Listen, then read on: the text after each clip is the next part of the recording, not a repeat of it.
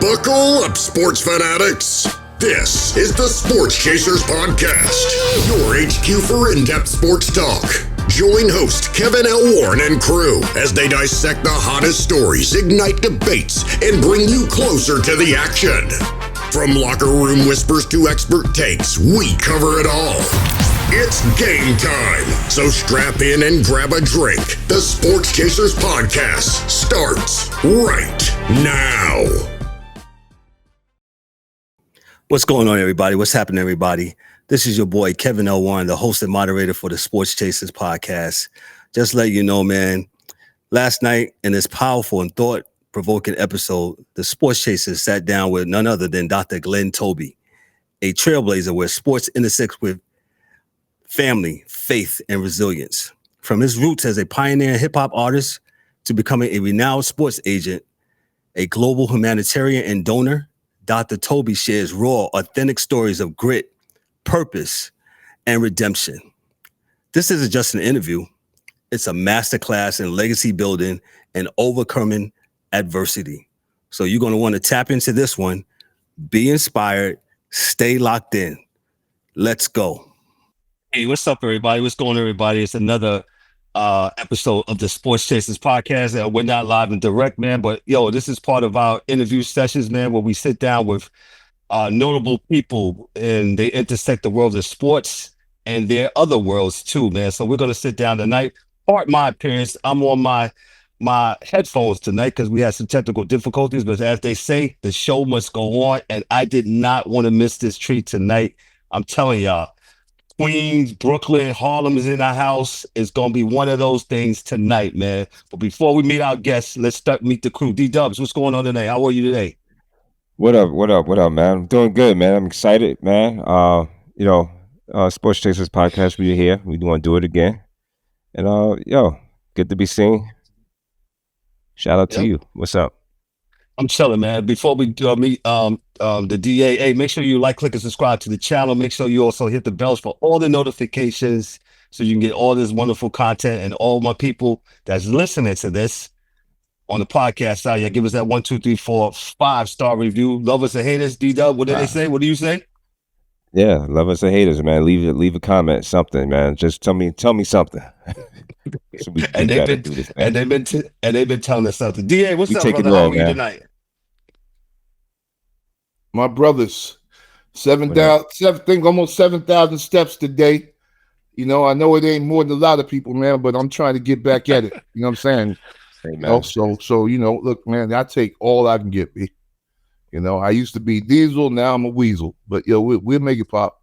Did you say?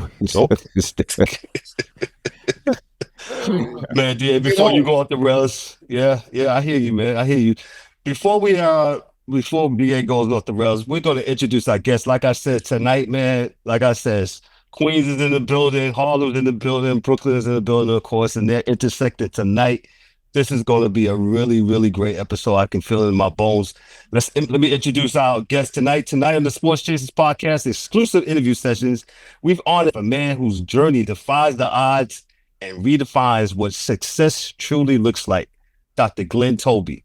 From making history in Queens as a hip-hop pioneer, Sweety G, to becoming a powerhouse sports agent, negotiating $60 million in NFL deals, to serving as a global philanthropist and a mentor to athletes. Dr. Toby's impact spans the microphone, the boardroom, and the community.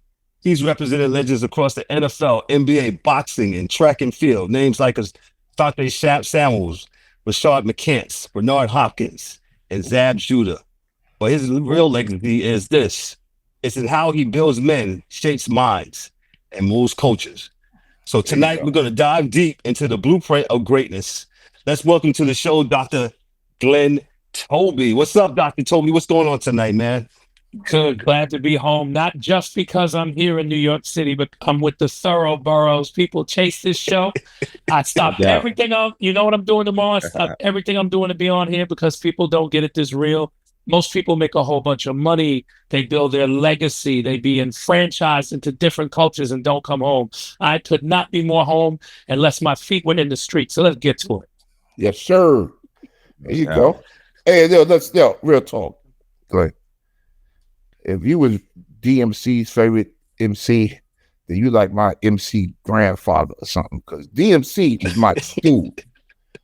That record stopped me in the street. You know what I'm saying?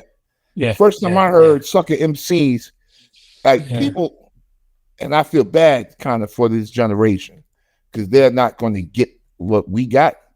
Nope. And we'll get to sports, but I don't want to go too far, but I had to say this before I forgot because I forget things. But, dude, I was in, I think maybe 6th or 7th grade, man. And a car had it on, and I heard that boom, bat, bat, bat, bat, bat, bat, bat. If I tell you, I stopped. All right. And I was like, I didn't understand what was happening because I was a little rapper. You know what I'm saying? Like, the jams, they let me come out because I was, this one's little cousin. I had a little, to the beat, y'all. Beat, right? And I heard that, and I said, "Oh, something is changing." Like it's. That's what I said. I said, and change is great. I'm a IT program manager, and I tell folks when we implement things, change is beautiful. Yes. Right. Conflict brings answers. Right. You have to open things up, and to me, I was like, that is change, because they changed it like forever, but in the immediacy of guys that were rapping right then and there, and in my head, I said, ain't nobody going to a jam this weekend because everybody's gonna go home and write some rhymes, right? I got there, just do the big bop, you couldn't do that no more. Couldn't do it. It changed, and it's funny because I was in that era, so before the rap records even dropped, when I heard that record drop and I heard Curtis Blow go. And this is for everybody that has a dream. I took a couple of minutes. I didn't want to give Sugar Hill my publisher. I was called Mr. Sweety G, like you said in Queens. I got the honor of doing all 5 boroughs, battling. And I was with Mike and Dave. This is just when Dougie Fresh was coming out, just before Mike and Dave parties was crazy. Mike and Dave parties were crazy. I was hosting a lot of them. That's it. 35th Street at the Y. Wow. Yes, sir. Or up and down the whole 5 boroughs. But when those records dropped, I had that minute, and I think Kev could tell people better than anybody. We all have that indelible moment where we have a chance to recognize our truth, recognize our lies, find out where we're going to be. And I said, I cannot compete. Russell Simmons in the neighborhood. I wasn't going with the Russell Simmons program. I wasn't going with the Sugar Hill program, so I let that go. And I had to go to the wilderness, do a little business to figure it out. I was kind of I wasn't ashamed or embarrassed, but I was unsure. And then I started fooling with the house music. And I still culturally, because that's a different kind of community. And I forged that community to recognize it on my terms. So you're right. When we make those decisions, I say, Kev, I don't know if Kev will say why, but Kevin has watched people 1,000,000 times decide whether they should open that door, pick up that gun, put down that plan, Dr. be Toby, angry at that girl. That's exactly what I was going to get to, because it's like you made a decision. You decided that was not for me. Yes. And we see it so many times with after your generation, that these guys, that's even younger than me now, these guys are just they kind of follow the leader. They kind of keep, and they don't have a back. In my era and in your era, everybody was different. It was dare to be different. And to be different, and nobody, it was okay to be different. You had that lane over there, somebody had that lane over there, this was this, and everybody stayed in the lane. I wasn't a gangster. I know that's not what I did. I'm okay with it. If you're a lame, see, this is the thing. Like, if you're a lame, that's cool. Be a lame. Be who you are. Don't be somebody that you're not, because that's when you're going to get flamed up. And a lot of people we seen get flamed up. You're not ready to stand on that ground. That's right. Because that's not your ground. That's not what you didn't come from that. That's not where you came from. I know when we had our groups, man, and we got signed by Job, and we got, listen, when we were a crew when they started going to soloists, and I had, what was the name? What was your name? B.I. Double.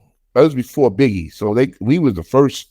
That's a different story too, but so when Jeff Sledge used the A&R, signed us, over there. Wow. We were still making music about partying and having fun and doing this, regardless of what our, my crew and the realistic backgrounds of dudes. No one wanted to talk about anything negative on the record, right? But the whole world was like, "Oh, Onyx is out. You got to be hard." I was like, "That's not hard." They telling you to throw your guns in the air, and I'm like, "That's that's not really street legal or prosperous. If you do that, you're going to be locked up, right?" So you got to shave your head too. Yeah, that's stupid, right? And nothing against you brothers, man, because y'all made money for your things, honest peace. Yeah. But it wasn't real. Shout out to Onyx. That wasn't like, because we're from uptown. We like going to the parties. We like being young dudes trying to get in the Red Parrot, doing the thing, making it happen. Red Parrot. Yeah. Oh yeah. I saw Bobby Brown first time he performed. Not even doing that. What's that? Don't Be Cruel. He was doing that. Yeah. The Girl Next Door joint. Wow. Right. That first album. That was you would never see so many females in your life. But the reality was I wasn't going to change my rap style to be no gangster and talk that stuff, because that wasn't what we did. So it didn't work out for us. My girl at BMI gave me some information, and we was like, so I say, Kevin, my dude from back then, I was like, we just gonna, go to work, and change up. You got, you gotta adjust, man. You gotta adjust, and like they say now, you gotta be agile and be able to just, I had babies then too, so I was like, I ain't gonna be no 35-year-old dude talking about I'm going to the studio, right? So, unless I'm owning the studio or I'm doing it big, right? Everybody knows, and Glenn, kind of street principles. If you're still out there going hand to hand at 35 years old, dog, you need to quit. Like, go to McDonald's. And that is still going on. Yeah, get a job at D'Agostino's. Like, you too old to be out here, right? There's still a D'Agostino, son? Yeah, well, used to be D'Agostino's, right? So, he definitely aged D'Agostino. You aged yourself, dog. hey, man, I love that New York, man. Yeah, that was the time. You ain't lying. No, I'm just messing with you. But, I'm just saying, like, these kids, as you said, just to go back, I think these kids now, the issue is not that they are dumb. I just don't think they were taught how to make decisions, because that is higher level thinking, right? That's figuring out 8, 9, 10 things at a time when you make critical thinking. That's what it's called. Critical thinking. Mm-hmm. And these kids are not used to doing it because they're not being made to do it in school. And the second part of it is they don't have a parent that has time to tell them or to show them, hey, man, when you make a decision, you're thinking about 4 steps ahead, 5 steps ahead. You're just not talking about, I'm going to step off this curb. Now think about where you're going when you step off the curb, or there are other cars coming, or, whatever you're doing. And I think if kids do that, they'll be a lot better off, man. I think we just had a life that we were bred to do that. And it wasn't just saying you got to have a man. And, no, our mothers did it. Pop you upside the head there. That's stupid. Glenn? That nuclear family, the nuclear family changed, right? So And the problem with our people is, if you look, and our people could mean the trailer park to the hood, ladies and gentlemen. Yes, sir. Correct. Our people are disenfranchised, people with the least voice, less choice. Nuclear family it was nuclear energy from the 20s. From Reconstruction, 20s, 30s, 40s, 50s, there was nuclear fire. It was nuclear power to get through it. Then from the 60s to the 70s, with government intervention, it wasn't nuclear power. It was no power. Yeah. There was no energy. There was no connectivity, because the churches started changing, where it was more women in the church than men. Men had to go to the front line and sacrifice themselves to get paid. But then the brother, the cousin, all the elements that we've had from slavery came in there. So when we removed the nuclear of the family. Oh, we lose him? There you go. Yeah. Group of people living in one house, and there's even less of a group living in a community. Yeah. I remember those days. Dr. Glenn, if you can see me and hear me, what would you tell yourself? So you're an executive now. What would you tell your young self as a hip hop artist back then, what kind of advice would you give yourself? I wouldn't have changed it. Yo, that's real. Because that's what I kind of took a break. I would have told the greatest deals I've ever done in my life, guys, are the deals I never did. I have made more money not making money than sometimes making money. Understood. Oh, money ain't good. And some of the money, some of the things you get into, I mean, I've made maybe I made maybe a few $1 million, and then I'm paying out a certain percentage, and I end up with the most of it, but maybe the way the attorney talks, the law firm talks, the structure of the deal, the person I'm doing with, it felt like you lost a part of yourself. The deals that I didn't pass, from con men to overly ambitious people, from people that have bad spirit on them, from trusting God, from being patient. I've been winning collectively with great brothers like you all, and great brothers that have worked with me, and great people that worked against me. My continuity has allowed me to win, because you can't be such a winner that you're cutting everybody's head off that's in your village, because some of their children could grow up later and see you. You got to know how to lose as well as you know how to win. So what I would have told myself is take the losses, respect the bosses at all costs. Wow. Oh, that's deep. It's those that are listening, y'all need to take some notes, man. Dr. Glenn is dropping some notes tonight, man. That's really good what you just said, man. Let me tap into this other thing that you had. I watched your TED Talk, and I was really touched by it, and how, your story, how, you and your family, your mom and your brother, how you guys became homeless, and how, resilience, just resilience, and your ability to just, just push forward, you and your mom and your family. How did tell me about that story? How did that translate into today, to where you at today? So what happened was my mother's from Georgia, Atlanta, Georgia. My father was from Mississippi. He wasn't in my life, My father was a great man in the city, but he wasn't a great man in our lives. So my mother had to handle it. My mother comes up to New York, meets this guy, it didn't work out. So she carried it really well on her own. And this guy named, I don't even dignify his name. He worked at the New York State Pension Employees Board. There was some financial improprieties. My mother has no clue, very young, not understanding what's going on. They wanted her to testify against him or to be involved in the legal process. Obviously, my great-grandmother, aunts, and everybody, they're Southerners, traditional Southerners. Don't get involved in that stuff. So my mother's thinking, do I do the right thing and testify? Which means she would have been a snitch. Come on, let's laugh. And she didn't snitch. I gotta laugh, y'all. I'm sorry. Thank you. Mother didn't snitch. She held it down. She held it down. Mom didn't snitch. I don't know nothing. I don't know nothing. And in the process, she tried to switch, which means she tried to change her system economically and fight the system, and it didn't work. And she ended up depression, not getting her paycheck. And when you become homeless, you have, a lot of mental issues that starts to come in, delusion, stuff like that. And we could see what she was going through. That ended up us being displaced. I say from 8 years old about the 7th grade, living with relatives, family, support from the government that everybody's seen bouncing around a little bit. And during that time, we always had love. We had discipline.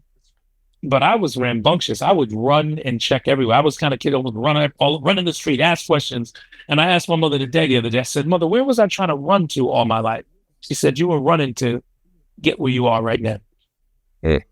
So I wouldn't trade none of my life again. God brought us to the richness of family, the wealth of God, the wealth of purpose, the wealth of preservation to survive, and then gave us this poverty, this lack, because it taught me that the abundance, all the money I've made, the way I've lived, things I've created and touched, none of it's mine. Man, when you start drinking from a cup that just keeps overflowing, that you can't hold it down, you got to give some of it away. You're going to start throwing it up. Yeah. Or it's just going to spill. It's not going to taste good. So I knew my abundance means God trusted me with his wealth.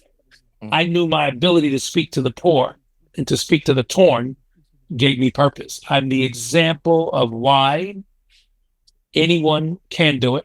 Some of us are going to be committed to death. Their purpose was to die, so die with honor, die with purpose. Some of us will live, and we're not living, we're existing. It's just taking the assignment that you have, identify the assignment, execute fully, or get out the way. So I tell people, get out the way, man. Just get out the way. I've heard that so many times by so many great people that, you know, kind of see who they want to be when they're not there and they're moving towards the man or woman they want to be because they can see it. No one else is going to see it but you, because nobody sees it but you. Yes. But you are working towards the person you wanted to be, as well as the resiliency from your situation with your mother stuck with you. It's like, you know, guys who, their father ran a business their whole life and they were a worker and they saw their father work and do, you know, always a mother just saw it. And that stayed with you, man, because you can see you're resilient, you know, and you said that early before we got on. Like, even if a deal is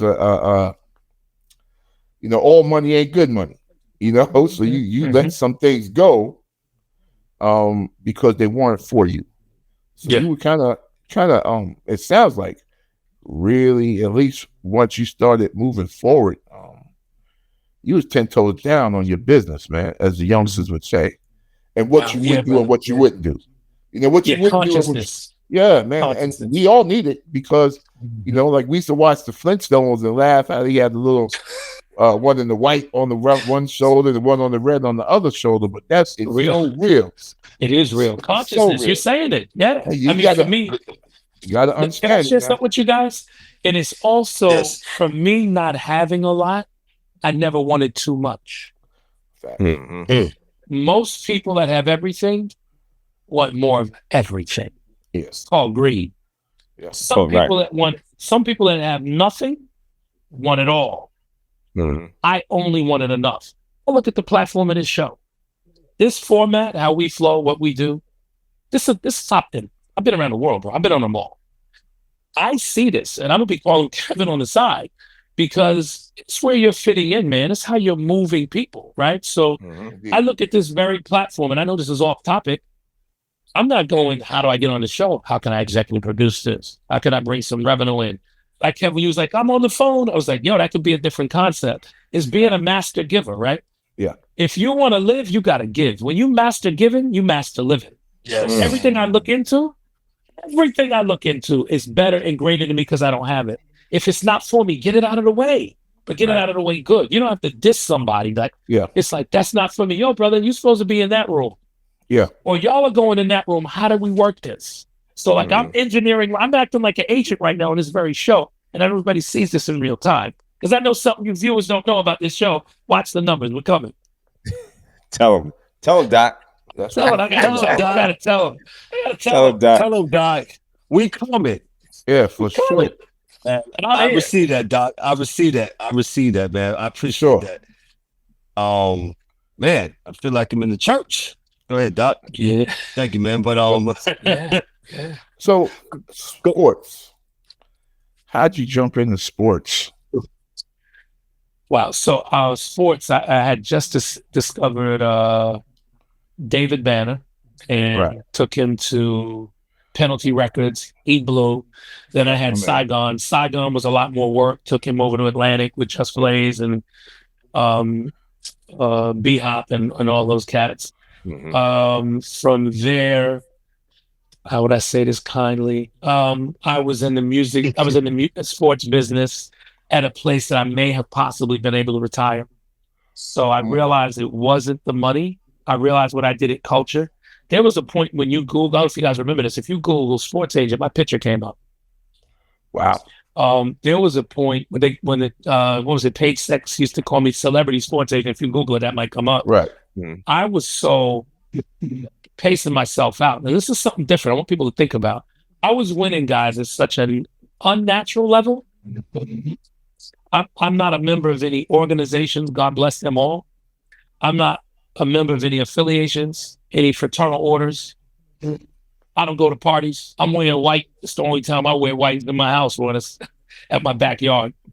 So I was never in any I was never in any kind of groups or anything. But I knew winning at the level I was, I had the big CAAs coming after me, Tom Condon, who actually represented Tom Brady, and I had Asante Samuel, who was Tom Brady's roommate. Yeah. So I saw how big this machine was getting. And I either had to be in the business and start working a certain way, guys, and overlooking things. Never gonna happen. Never gonna happen. Because when O'Neal Bell won the undisputed cruiserweight championship of the world, and I'm not flagging or dropping my guard here. No boxing experience. I broke the record first time for 40 years. I did it with intelligence, humility, science, love, and regard. And that's how we got there. At some point, that machine was so big, IBF, I had the lawsuit with Don King. I won. I went up against the whole world, but I wasn't willing to lose my life for my legacy. Yes. I operated within the parameters that I operate in. It's why superheroes like Kevin, it's superhero work. He's not going to mention what I'm talking about, but that's up to him. If we want to get bold later, we can talk about that. But I realized I had to do that superhero work so that my clients would make a couple $100 million like they have, keep my soul. No kid from Princeton or Harvard that I've taught at is going to lecture that is going to come and tell me what to do. Nobody's going to give me $2-3 million and sun me. Yeah. Okay. So I just stayed in my respective space. I took the swag, the speed, the continuity, the creativity of our culture, music, fashion, and I brought it to the NFL, which I realized was like the U.S. military, which was like the feds, which was like the old boys club, because they're recruiting in the South, which was a struggle for me as a Northerner to be recreating the South, right? Mm-hmm. When my first NFL client was Damian Robinson, who y'all know from Tampa Bay, came to New York. Remember, he got busted with the gun. That was my first guy, Josh Evans. So I went through all of those cultures and never turned. I killed it for about a decade of never turning, never breaking, never bending, doing it my way. And when I started seeing the cavalry come out, thanks to my brother, Stephen A. Smith, you can Google me with that and see me on the show. I had first chair. I knew it was time to leave. If I could shift the culture, get to $500 million, keep my soul, create all these millionaires, and all my kids, they've grown men now. Everybody that's broke, none of them were broken. Right. Anybody that died natural causes, all my guys are thriving. And I got in there for a little bit and got out of the way of the machine. So for me, I just took the gamble. Alonzo Shavers was the agent. I was doing well in music. We merged it together. I bought into the company. I told him, you can keep this money. If I don't 10x it in 6 months, keep the money. 6 months, 20x on the money. And we didn't look back. Yeah. So it seems to me like you were what we call agile. You could use philosophies and techniques from music, move it over into the sports arena. And that probably, it sounds like it endeared you to the athletes, not only because you were, but it's like I always say with kids, they know when someone is in their best interest, right? They can tell when dudes, they may still get gassed and have a con man agent get them, but the after effect of an agent or a person that loves them and shows them love and tries to make them a better man than they were, those guys will always come back. Like I remember. Oh, they're here. Never leave. Listen, they're here.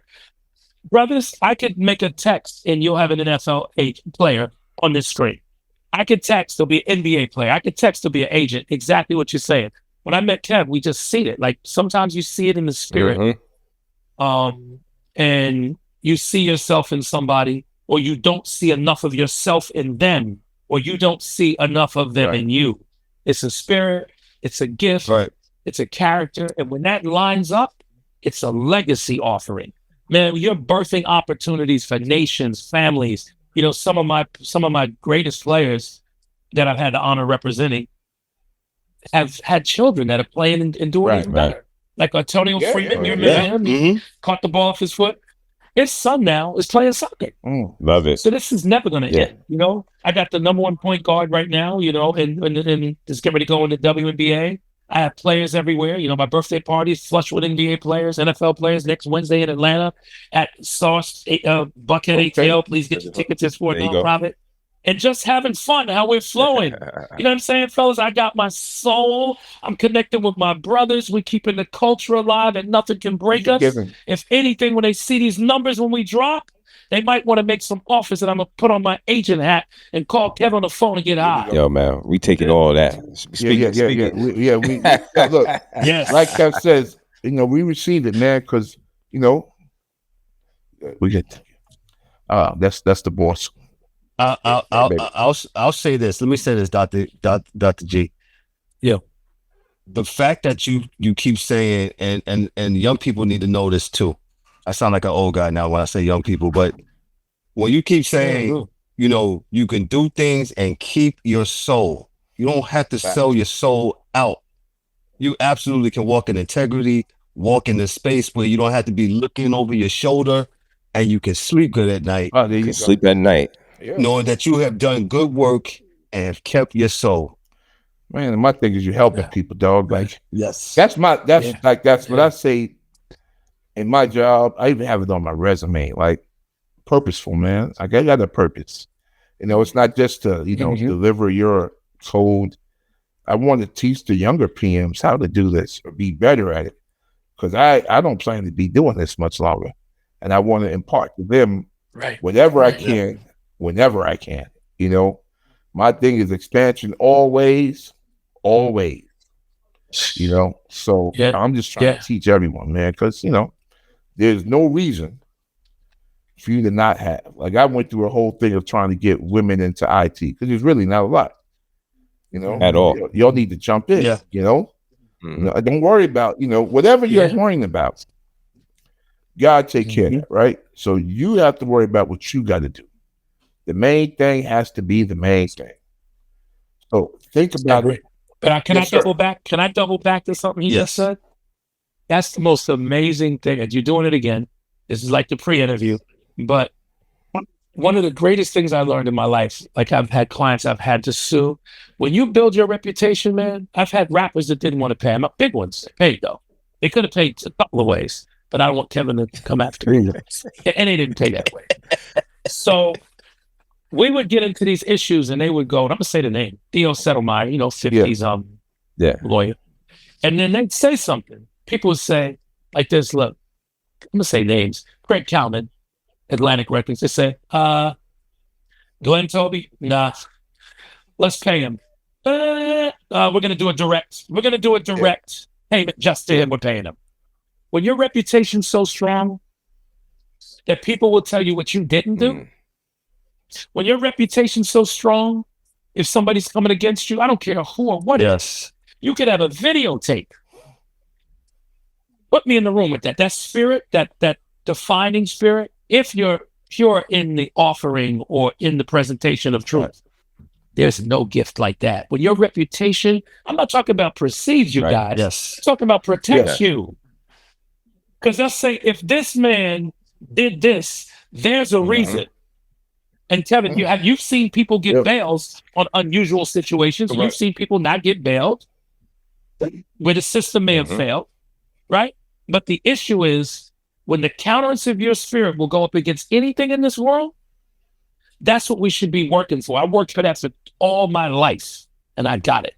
Boy, that's powerful. That's a strong statement. That's powerful. Powerful. You know, and it's powerful. And I think that, man. And it takes work. It takes work. It takes work. And it takes failing, right?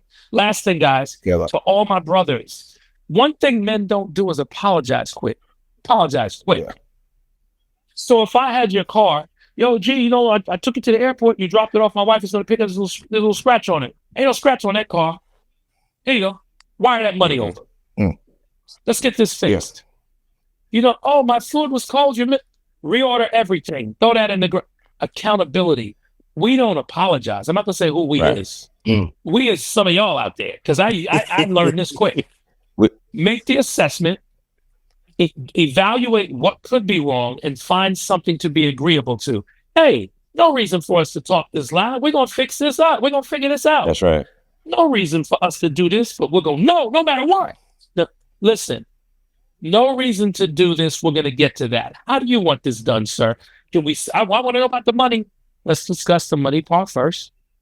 Let's get comfortable.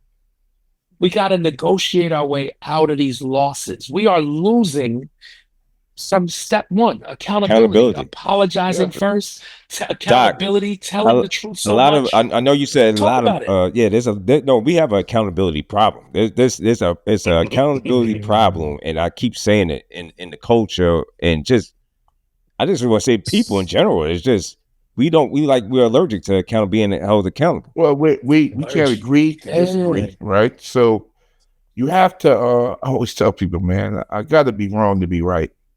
I got to see and learn, right? So in my world, I told Kev. Ooh, that was nice. That was nice. That was nice, Clay. Take it easy.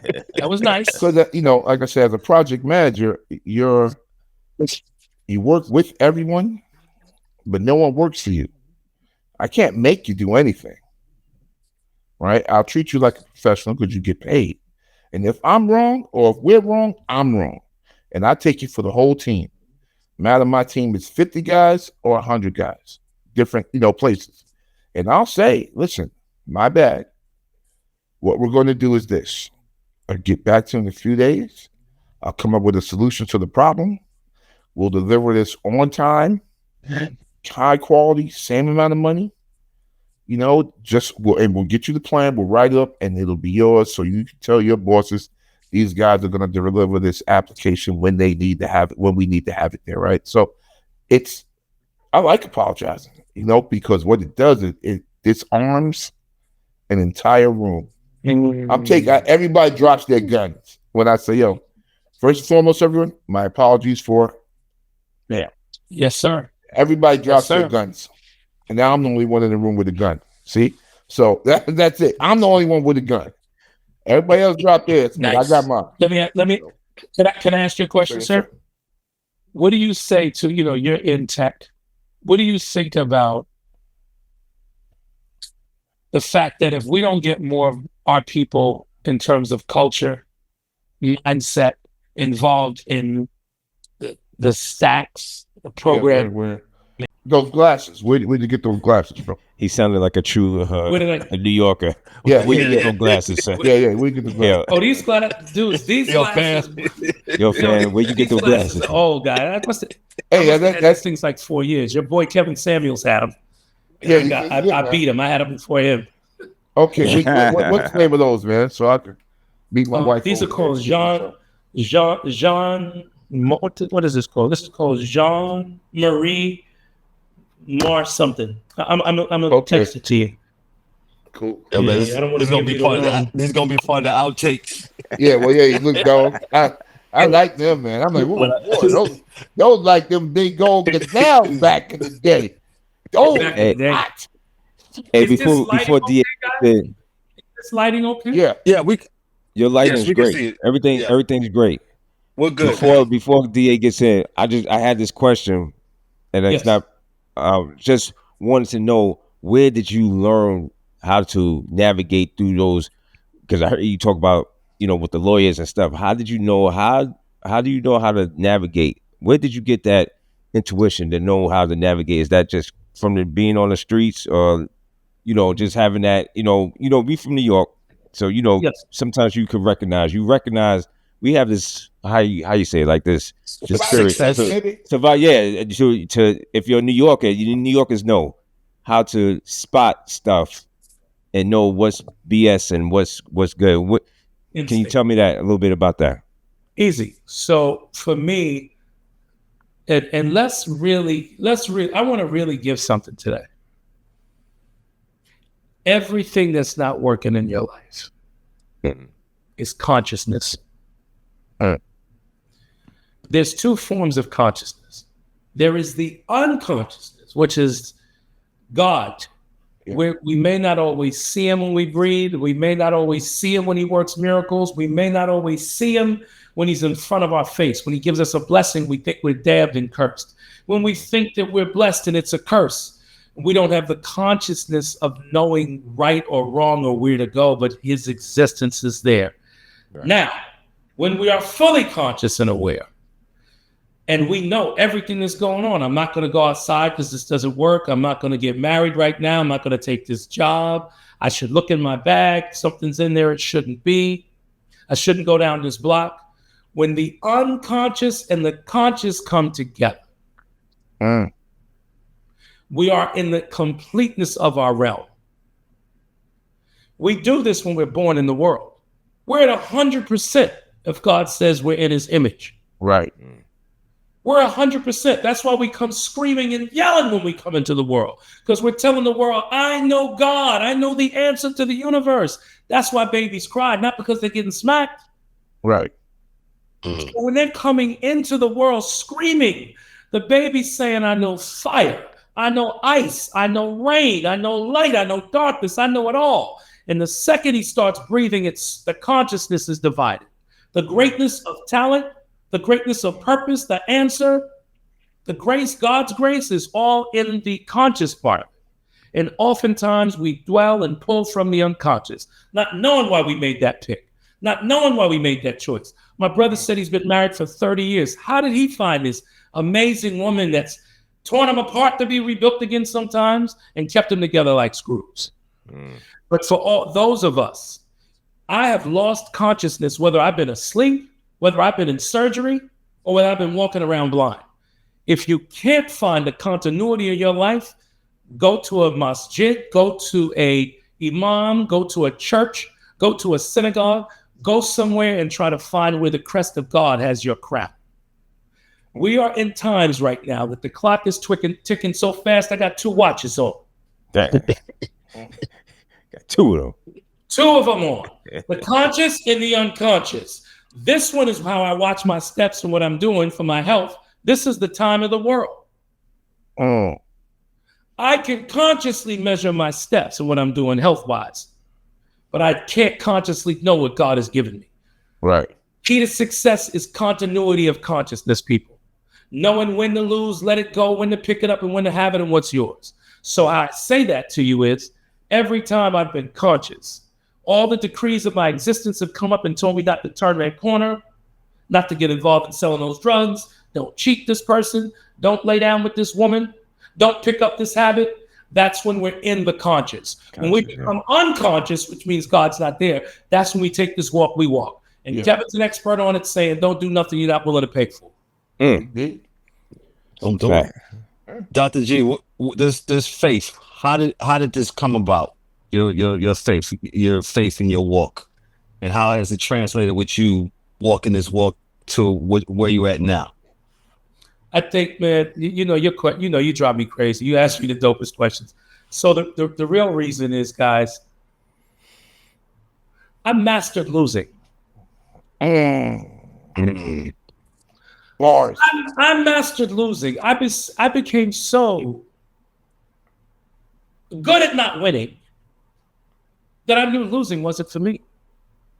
I accepted it, and I studied the loss. I studied what I did wrong, but more so, I watched the winner. The champion came over and shakes your hand when he wins. Yeah. The victor gives you enough room to come back and renegotiate. The assassin, the pirate, the pillar, this person tries to take everything you have, 100% of your publishing. If he doesn't hit on your wife, he compliments your daughter. He recognizes your mistakes. He has no solutions for anything he does. He resolves your shortcoming. Right. Hey, listen, man, you're a loser. You never got a ring before. You're good. You cheated on your wife 3 times. 4 won't hurt. Yo, don't worry about a little stealing. I've stolen before. That compromise. So I mastered the art of losing, and I was not going to be confusing myself. And I started choosing and saying, let me study how I lost. Let me study the lost life of a loser. Let me look at a true victor. Victorious people are champions. Yeah. Winners mean they either won by default or they did better than the loser. Sometimes 2 losers take turns. They're still losers. Nobody really won because it's the essence of no exchange. So for me, it was, I don't like losing. I am not a loser. And I competed against myself. I wanted to be the greatest me I could ever be. And I will die greater than I lived. There you go. Wow. Yeah. My son has to see this, man. So that's fantastic. Kev, definitely was, man. Yes, go ahead. No, go ahead. You got the next question on that one. I was just going to say that's going to be hard to follow up, but I'm just going to go back to the. I'm going to go to college. NIL, sports and NIL. So, in today's NIL and transfer portal world, how should high school and college athletes, in your opinion, think about branding and financial literacy? Amazing. Two good pieces. Let's talk about the branding first, because as a young person, there's still laws. So more recently, Superior Court has just mandated that now universities and colleges and all divisions have the right to directly pay the student athlete, regardless of academia. Listen to what that means, guys. So that means two things, right? In my day, as you know, we didn't pay any players. Me and Alonzo Shavers, we never paid a player. We didn't have the money to compete. We got in the dirt like the Burrows do here. I got in the dirt. You said it best. I had LL Cool J. I had all these different rappers. We leveraged that. All rappers want to be athletes. All athletes want to be rappers. And I spoke the truth. I told them, I'm not going to pay you. I am from the street. I am resilient. I will fight for you like nobody else. This is all we got, and here's where we're going. And it started to replicate itself. You know what I'm saying? I just playing to the truth and strong. But let me come back to the real part. And I can say this now because I'm not snitching. It's been told. There's a West Coast player that used to get $300,000 in high school. Right. I know what I'm talking about. Yeah. He's on the West Coast. Yeah. He went on to go overseas to play independently and come back to get millions. We didn't bring no bags of cash. So just watch where I'm going. That's always gone on. Now you had the NIL. So the NIL was able to have people, you guys could be NIL agents at the time. But the trick is you still have to register within each of these states properly. You still have to make sure you're compliant with the NCAA. Right. And also an academic student has to watch how he goes into the game. So there's a company called the Winning Circle. Winner's Circle. It happens to be a company that I have founded with Raheem Vick and Brady Jackson. And we are the epitome of honesty and excellence. Please contact anybody at this amazing show that you're on. And my brothers here can deliver you to the voice of the people that will get you all of the money and allow you to keep your soul. So in saying that, they have opened the thing up even more, guys. So now the colleges can come directly at these kids any way we want to in these houses that might be 70% just mom. For sure. It's about to go crazy like you've never seen before. Yeah. When there was an NIL agency, if a player were too crazy, I remember 2 years ago I was recruiting a really big guy, and the NCAA called me, the college called me, 3 other colleges called me. It was crazy. So I couldn't really make my move. I had to let the kid go. He came back in the second year. Now they're opening it completely to target our community. Now you got the coach coming to that mother's house.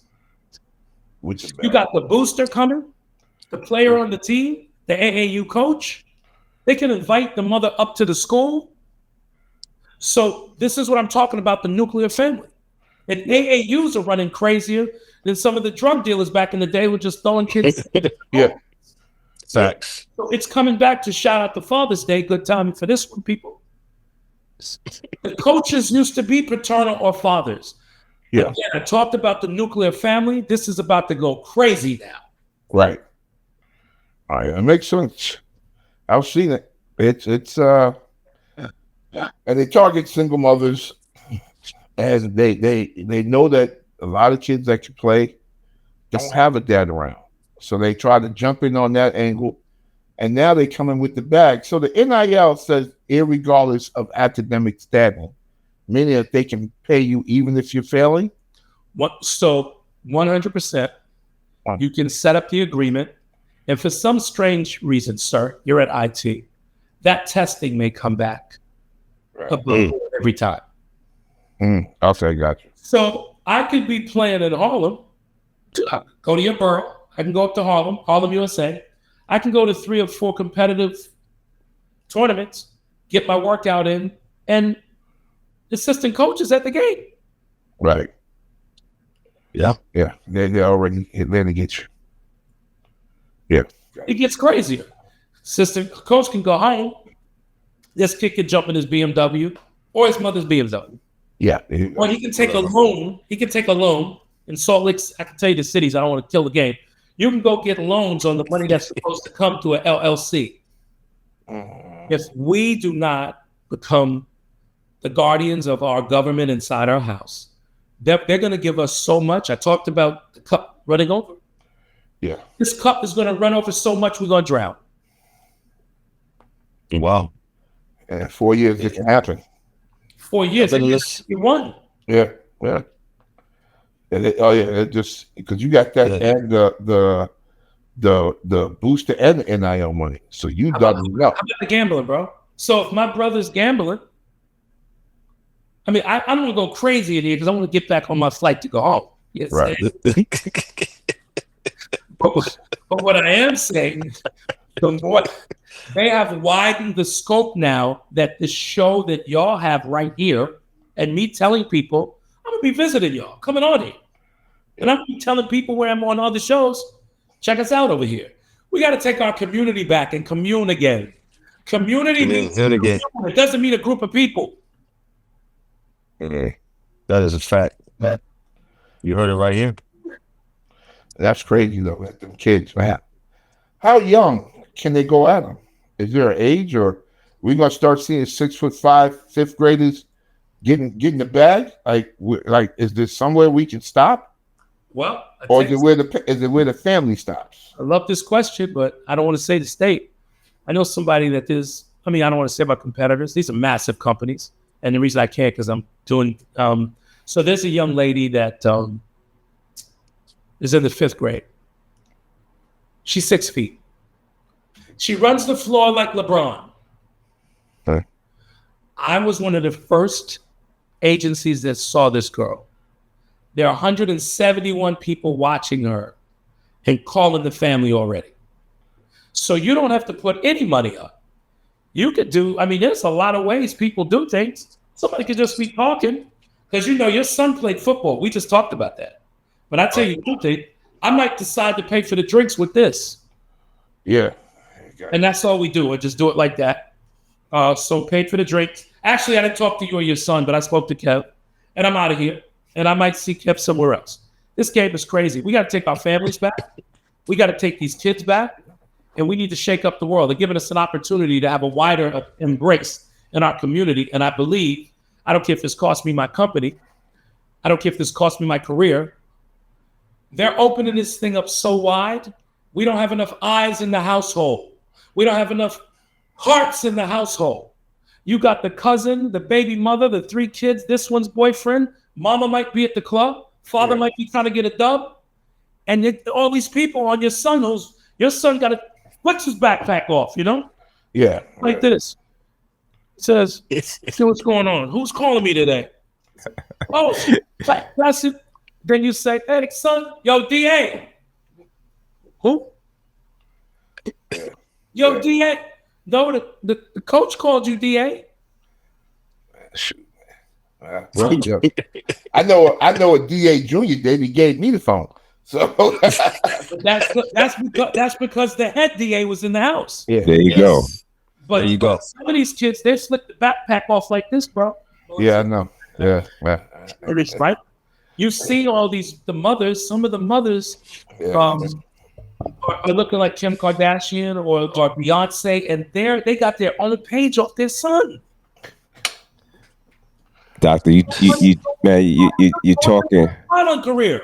You talking that talk, Doc, and so a lot of it is just the problem is this thing here, this thing here, and there's not enough of men in the household.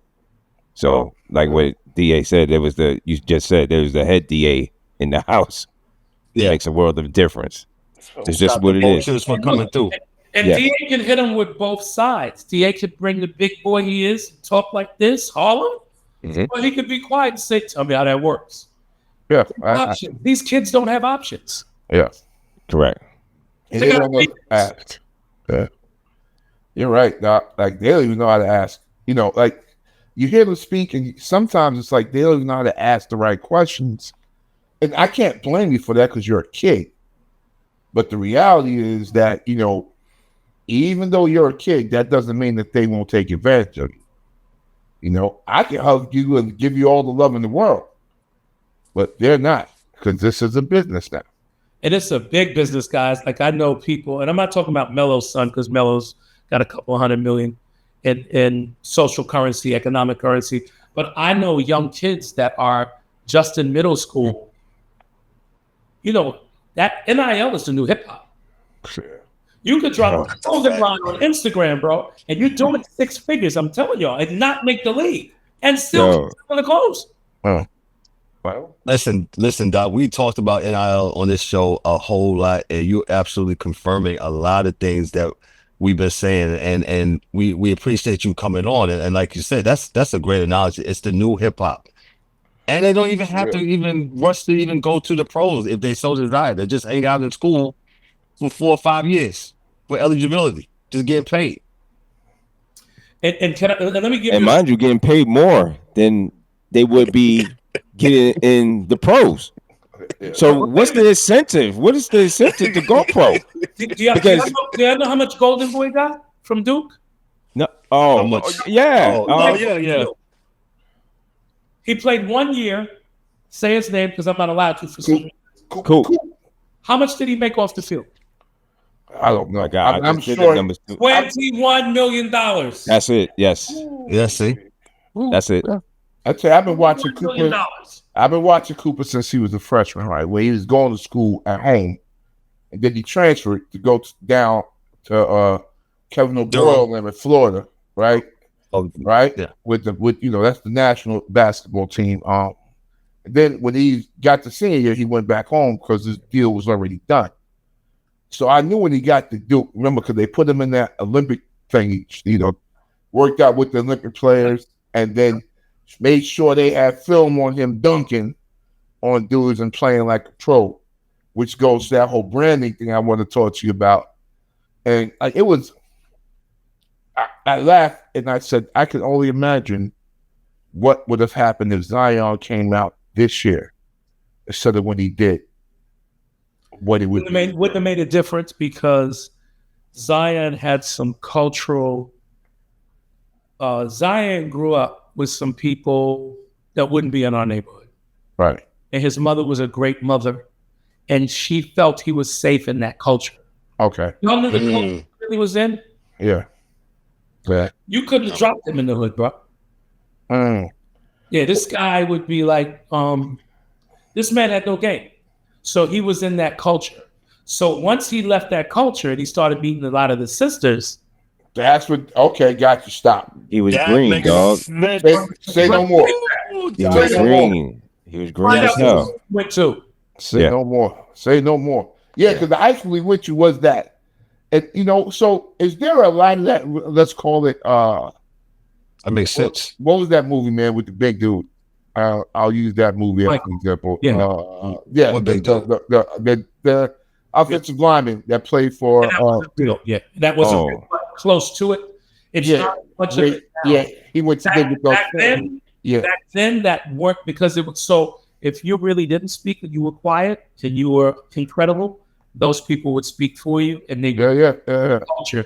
If you were super ill off the streets, you know what I'm saying, you really didn't know how to express yourself and you had continuity to get you there, now none of it matters. They're going straight to the talent, yo. It's a new game. Wow. And I got to remind you of something that's going to be even worse. They get ready to bring all the European players over, fellas. Oh, yeah. They start overpaying everybody else and going directly to some people, some of them kids that are coming over here, not coming for the NIL. They're going to pass that ball and look for the option. They're going to listen to the coach and be coachable. You can't coach somebody that's 8 to 12 years old is telling the coach what to do. And his mother goes, you got $300,000 and you're 15 now. You need to make a decision. I don't want to spend my money, Mom. Yeah. The European kids are coming over. They just want that golden passport that 47's offering everybody. Yeah. Yeah. And you got the money. You could get that golden passport. Yeah, but it's real though, B, because it is. I know Dr. Glenn. Them kids overseas, like they don't go to school. Like those kids that are in those academies for sports in Europe, I told them before, like with soccer, they don't really go to class, man, because you don't have to over there. Nope. You go to learn how to play your sport. Like Dirk Nowitzki was just playing ball his whole life.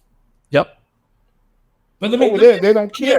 You're an athlete. They don't do that whole charade we do, like, oh, you got to be a good student. No, you go to the football academy. But wait a minute. Let me ask you a question, though. You're forgetting whether it's Scandinavia, whether it's Central Europe, Eastern Europe, Poland. These people are teaching their children from the minute they can breathe, doing their homework with them. Yep. Talk about Korea. Don't talk about the Philippines. Don't talk about Japan. Don't talk about China. Don't talk about certain parts of South America. Don't talk about northern, and I'm talking north of the border, where the parents are with their children from the minute they can breathe, and they're reading stories. Still, when they go to bed, when they wake up, homework, popping up at the school, cameras inside the private prep schools. These kids are already done with the wisdom. They're in 7th grade reading college books.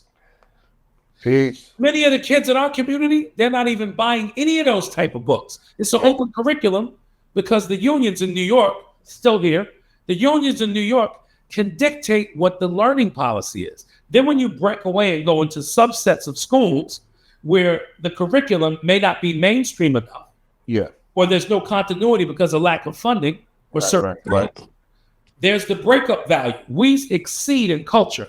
You ask me how people are able to read the temperature because we are we curve the culture.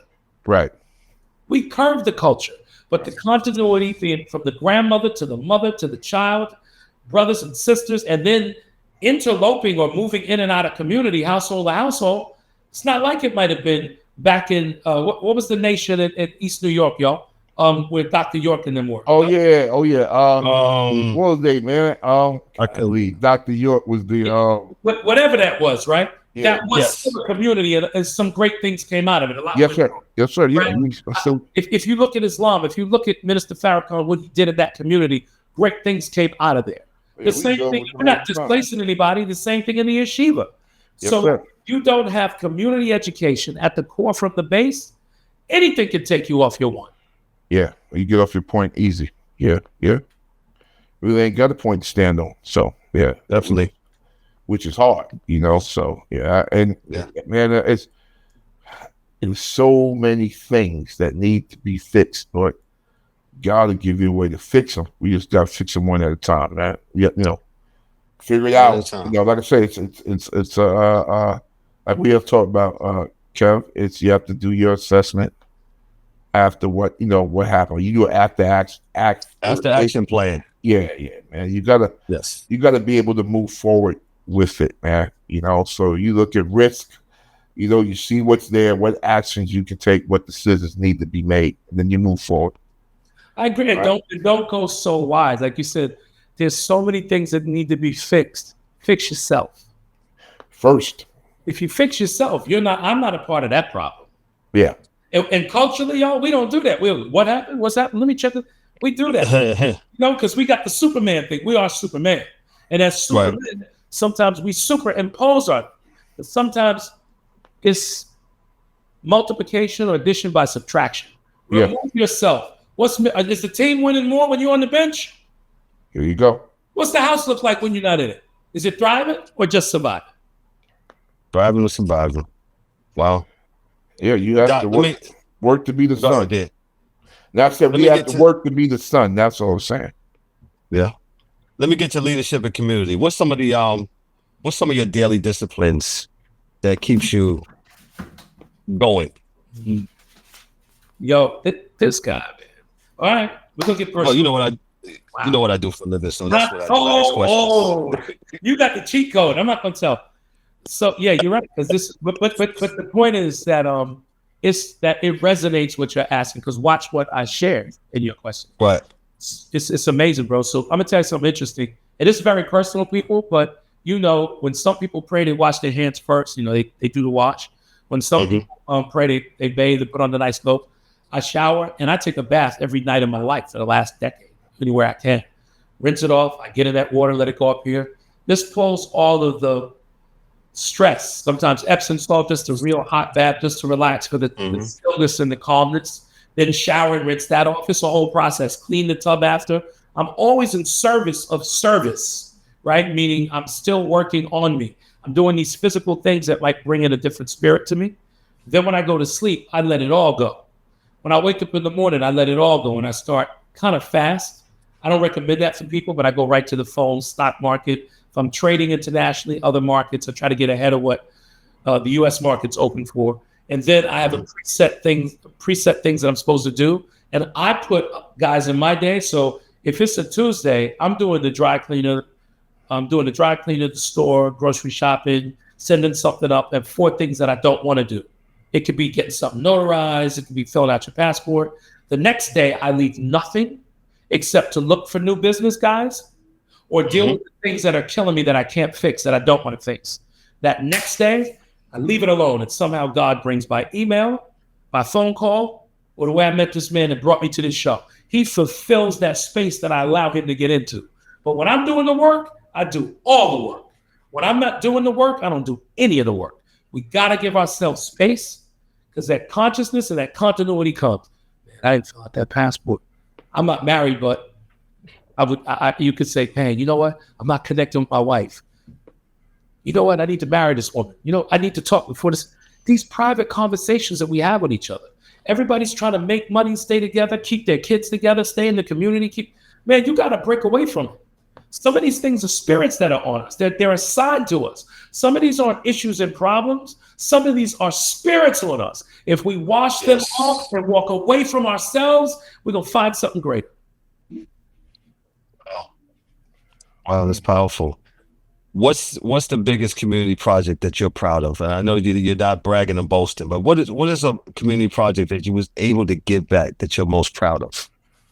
We'll start. Book Bank Foundation's been around. I called it Book Bank because I look back at the amount of wealth I'd amassed, how many people I made, and I used to say how many millionaires have I made or how many transactions would I make. So I looked at that. It really didn't mean anything. I'm sitting in a house. It's 12,500 square feet. You've seen some of this stuff online. It meant nothing. It's all plastic. I'm using it just to bring in clients. There's no peace. People are in my house. Sometimes I don't know they're there.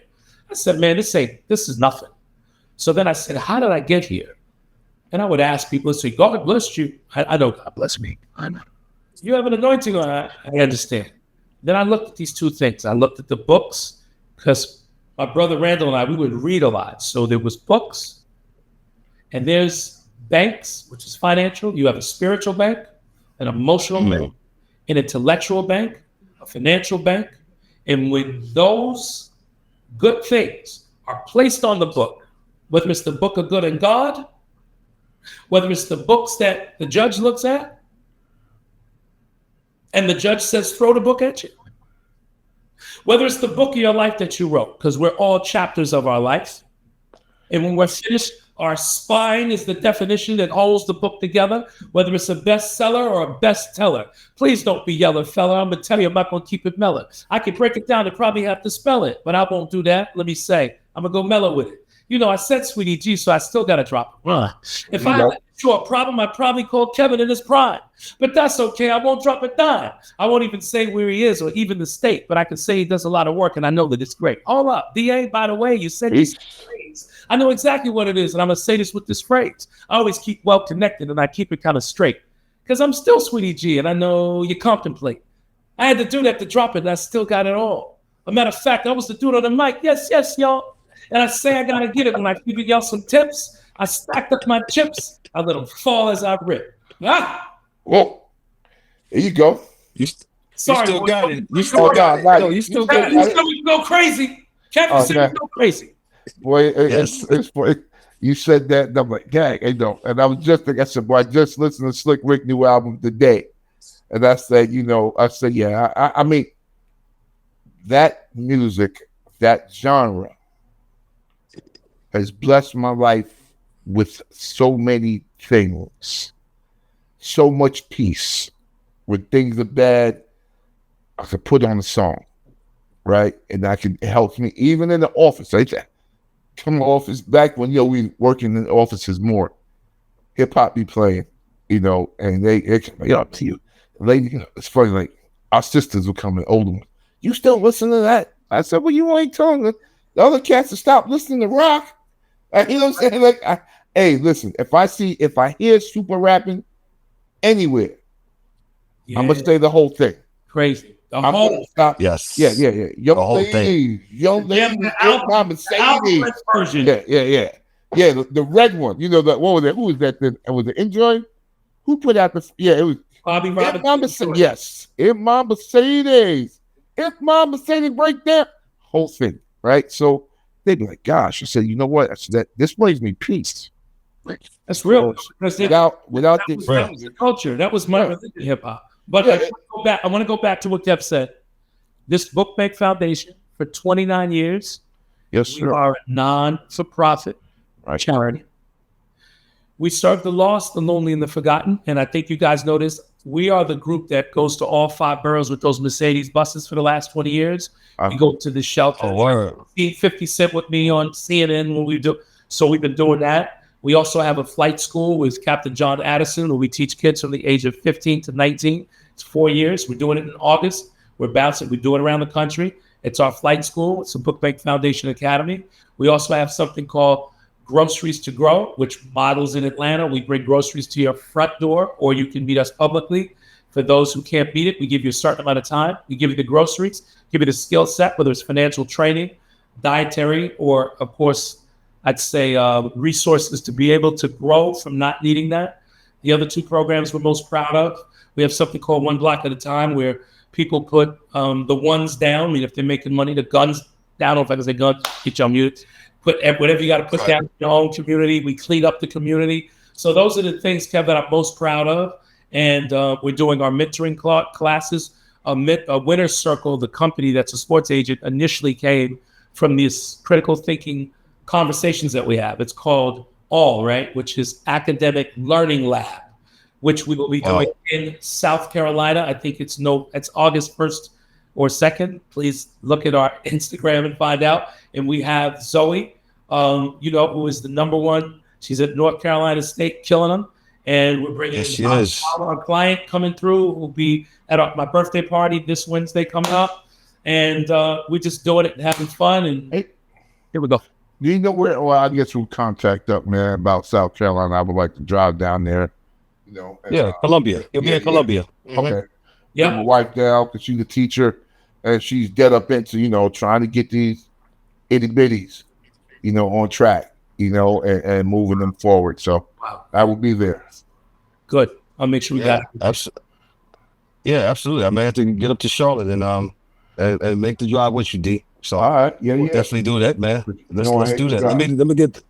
Yeah, I got you, dog. I got you. A couple more things before we get out of here, Doc.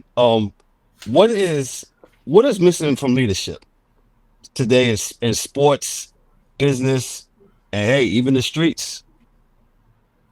What's missing is, when you look at the great late Muhammad Ali, he became a boxer because somebody stole his bicycle. And a police officer came to him, and he was so frustrated and saw the rage and channeled that rage into steering him into becoming a professional fighter and boxer. Legend. Right. Humanitarian. Our boy, Mighty Mike, he was going through it. So youth pain, mental illness. Yes. Separation, all kind of issues. Custom Auto found him, redirected him.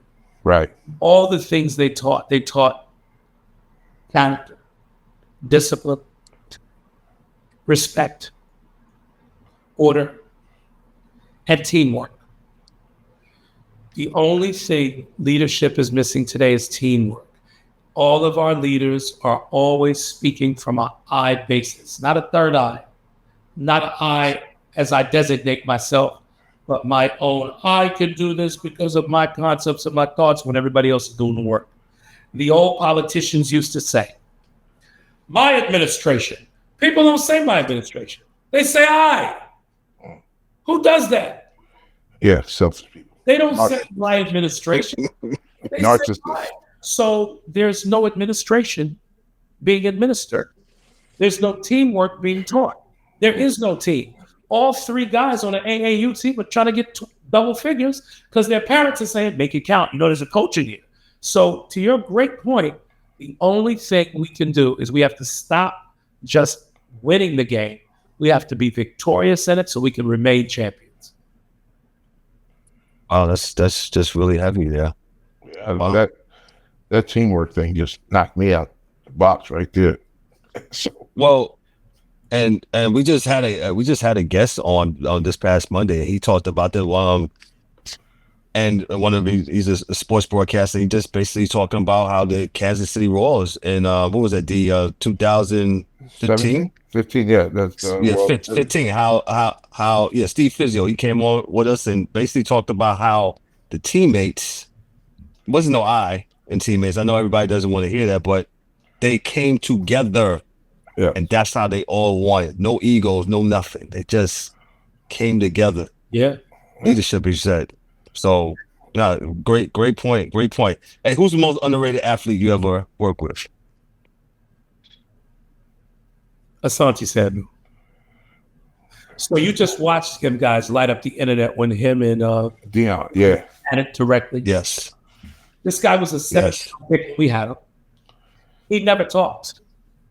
He never said it. I never seen him talk so much in my life. He's going. Yeah. Also that's on the upside of someone that I represented. I think another person that's amazing, unfortunately, is Pac-Man. Pac-Man, Adam Jones was an amazing athlete. Amazing person. Who was so unlimited, but he had, he would be like a speeding car and have 20 doors on every side. He never had a chance to close all those doors and just get on the track and go because it was difficult for him to stay on the traditional track of sports. And I think, God bless my late champion, O'Neal Bell, who was the cruiserweight champion. We broke the record in 40 years. He died. Somebody killed him a few years ago. Oh,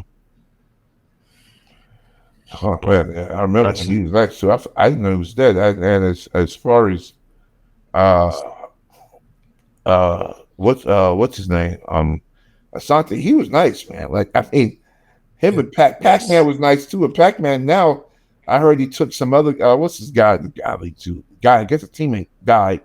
And he took his kids in. Yeah, and he's raising them, and they're both good big time athletes. So he's a big dude. He's a good dude, and I think guys like that. That's when I kind of hate broadcasting and TV because the way they crucified him when he played. And I always look at these like he's not an idiot, Yeah. He just doesn't forget how to live. Just unplug, man. And you know what? But there's that question. So I'm not going to say names because I intimately know some of these people and professionally. If these people were in the boys' club, and I'm going to have to say it, all right, with Coach Pritchett, and maybe he stayed the night in Coach Pritchett's house with his family, it would have been a little bit different. But some of these guys like the field up, they like the court up, they like the interviews up, and they're lit wherever they go. They have magical personalities, guys. I know guys that they're moneyed up, and their money never stops coming. We could always get them autograph sessions. They always meet somebody. They know billionaires. Our people are so amazing. And sometimes that light blinds them so much they live in the gray. They live in the shadows of their greatness because the light is so great. They're living in the shadows of themselves that don't get developed because we don't have team continuity. Your greatness. Wow, that's powerful. That's powerful. Are you right? You get a rhyme book, man. It's a rhyme book. Yeah, I used to have a rhyme book. Used to take a rhyme and be like, "Yo, I'm this guy." I'm writing the rhymes. I'm like, "Oh, whoa!" Give me rhyme. Look, I got the book. I'm here with the book, man. I'm writing rhymes, man. Like what you're saying is, it's like, wow. Hey, listen, I got an idea. I got a challenge for the show. I want to see y'all in the next 12 months at some of our events. I want to see y'all at some of the camps and do some live stuff. I'd love to see you at the big camp we have in South Carolina. Come out live and take. I'll get, we're going to have Josh Powell, number 21's with the Lakers for years. I'll bring a lot of celebrities. We do this again. I love this platform. I'm saying to everybody, y'all are watching other shows. Y'all see rappers that do sports great. You've seen sports people that do rap great. This platform right here is something different. You're getting it really out the streets with the sweets, and this is where it meets. Okay? Facts. Facts. I give you my word on that, Doc. We absolutely will be in the building. Credential us up, and we'll absolutely cover what you got going. So it's definitely done. One last thing. Finish this sentence for me. Success is what? Success is what you're able and willing to lose. Success is what you've left behind.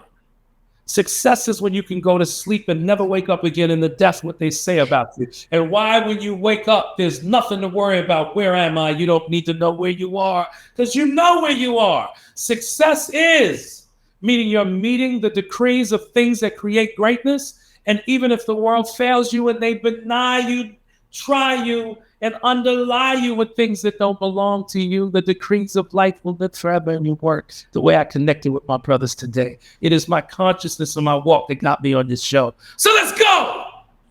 My man. Ladies and gentlemen, boys and girls, he's Dr. Glenn Toby. I don't have my applause because of what's going on, but we're going to put some applause in here. Knock that out right here. Clap it up. Sweety G, as he's called, as he dropped some bars tonight. Shout out to Sweety G, Dr. Glenn Toby. Listen, Doc, thank you so much for coming. When does this drop, though, Kev? What day does this drop? That's a wrap for today's episode of the Sports Chasers Podcast. Don't forget to subscribe on YouTube and your favorite podcast platforms, and connect with us on all social media channels for exclusive content and updates. We'd also love for you to join the conversation, share your thoughts, and become part of the Sports Chasers community. And remember to tune in next time for some more real sports talk. Until then, stay frosty.